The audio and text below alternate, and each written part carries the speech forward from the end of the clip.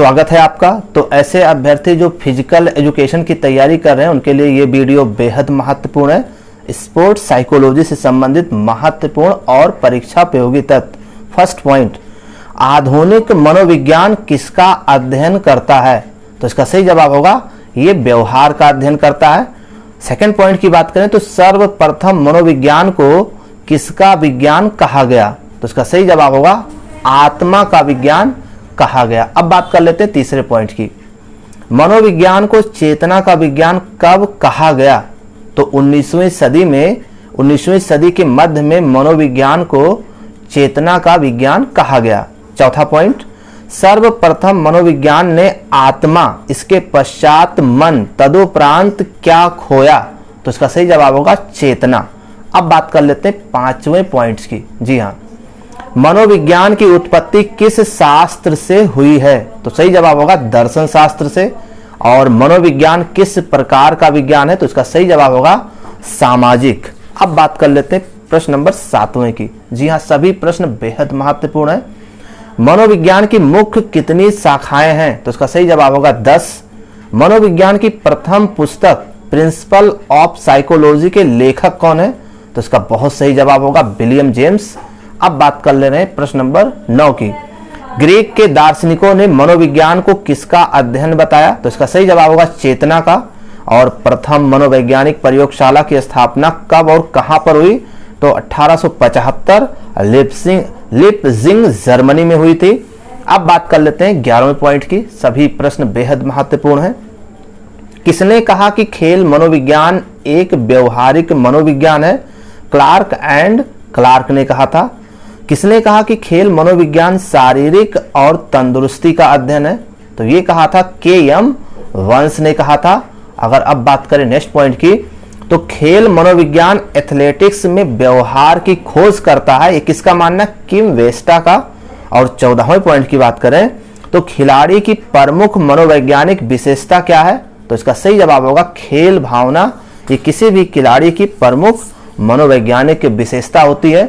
अब बात कर रहे हैं 15वें पॉइंट की। खेल मनोविज्ञान शारीरिक फिटनेस का अध्ययन है, ये किसने बताया? के.एम. वंश ने बताया था। प्लेटो कहाँ का दार्शनिक था? तो इसका सही जवाब होगा यूनान का।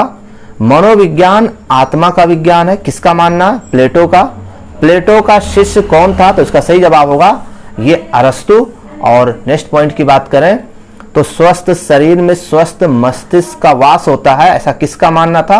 अरस्तु का। शारीरिक शिक्षा में व्यक्तित्व का विकास किसके द्वारा होता है? तो इसका सही जवाब होगा आदर्शवाद के द्वारा होता है। प्रश्न नंबर 21, आदर्शवाद किस पर आधारित है? तो ये विचारों पर आधारित है। आदर्शवाद का जनक किसे कहते हैं? प्लेटो को। सुकरात के शिष्य तथा अरस्तु के गुरु कौन थे? तो प्लेटो थे। रिपब्लिक किसकी रचना है? तो ये रिपब्लिक रचना है प्लेटो की। बेहद महत्वपूर्ण प्रश्न है, ये सभी प्रश्न बेहद महत्वपूर्ण है। प्रकृतिवाद किस पर आधारित है? तो ये प्रकृति पर आधारित है। सीखना किस पर निर्भर है? तो ये परिपक्वता पर निर्भर है। सीखना किससे प्रभावित होता है? तो ये प्रेरणा से प्रभावित होता है। और प्रेरणा कितने प्रकार की होती है? तो इसका सही जवाब होगा प्रेरणा 2 प्रकार की होती है। अब बात कर लेते हैं 29वें पॉइंट की। पुरस्कार एंड दंड सीखने के किस नियम पर आधारित है? तो इसका सही जवाब होगा प्रभाव के नियम पर। और 30वां पॉइंट है सीखने की सिद्धांतों की थ्योरी किसने दी थी? तो इसका सही जवाब होगा थॉर्नडाइक ने दिया था। अब बात कर लेते हैं प्रश्न नंबर 31 की। उद्दीपन अनुक्रिया सिद्धांत के प्रवर्तक कौन है? तो इसका सही जवाब होगा थॉर्नडाइक। प्रयोगवाद का शिक्षा के क्षेत्र में किसने प्रयोग किया? जॉन ड्यूवी ने। और सबलीकरण सिद्धांत किसने दिया था? तो इसका सही जवाब होगा क्लार्क हल ने दिया था। और 34वें पॉइंट की बात करें तो संपूर्ण परिस्थिति का संगठन ही सीखना है, ऐसा किसका मानना था? तो ऐसा मानना था कोहलर का। अब बात कर लेते हैं 34वें पॉइंट्स की। जी हाँ, अंतर्दृष्टि सिद्धांत किसने दिया था? तो कोहलर ने दिया था। भूख प्यास ने दिए किस प्रकार का प्रेरक है? तो ये जन्मजात प्रेरक है। एंडोमॉर्फिक होते हैं, कैसे होते हैं? गोल होते हैं, मोटे होते हैं और मुलायम होते हैं, ये पहचान होती है एंडोमॉर्फिक व्यक्तित्व की। मेसोमॉर्फिक कैसे होते हैं? एथलेटिक्स टाइप के होते हैं। और एक्टोमॉर्फिक गठन कैसे होते हैं? नरम होते हैं, लचीलापन होता है इनके अंतर्गत, इनके अंदर।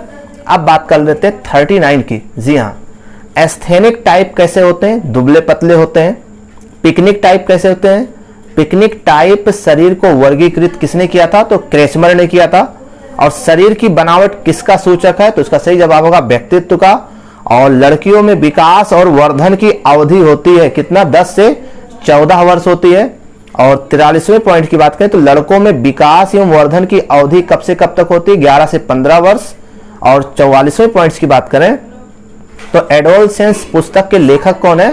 तो इसके पुस्तक के लेखक हैं स्टेनले हॉल। अब बात कर लेते हैं प्रश्न नंबर 45 की। कंडीशनिंग और रिफ्लेक्शन थ्योरी किसने दिया था? तो इसका सही जवाब होगा पावलोव ने दिया था। वह कारक जो व्यक्ति को कार्य करने के लिए उत्साह बढ़ाता है या घटाता है उसे क्या कहते हैं? उसे कहते हैं प्रेरणा। अब बात कर लेते हैं प्रश्न नंबर 47 की। शिक्षा मनोविज्ञान किसमें सहायक है? तो संपूर्ण शैक्षिक प्रक्रिया में सहायक है। प्रश्न नंबर 48, अब प्रेरणा के प्रकार कितने होते हैं? तो 2 प्रकार के होते हैं। और एक बल पर दूसरा बल देना ही क्या कहलाता है? पुनर्बलन कहलाता है। 50वें पॉइंट की बात करें तो साइको का अर्थ क्या है? तो इसका सही जवाब होगा आत्मा। और भी महत्वपूर्ण प्रश्नों पर चर्चा इसके नेक्स्ट वीडियो में। धन्यवाद।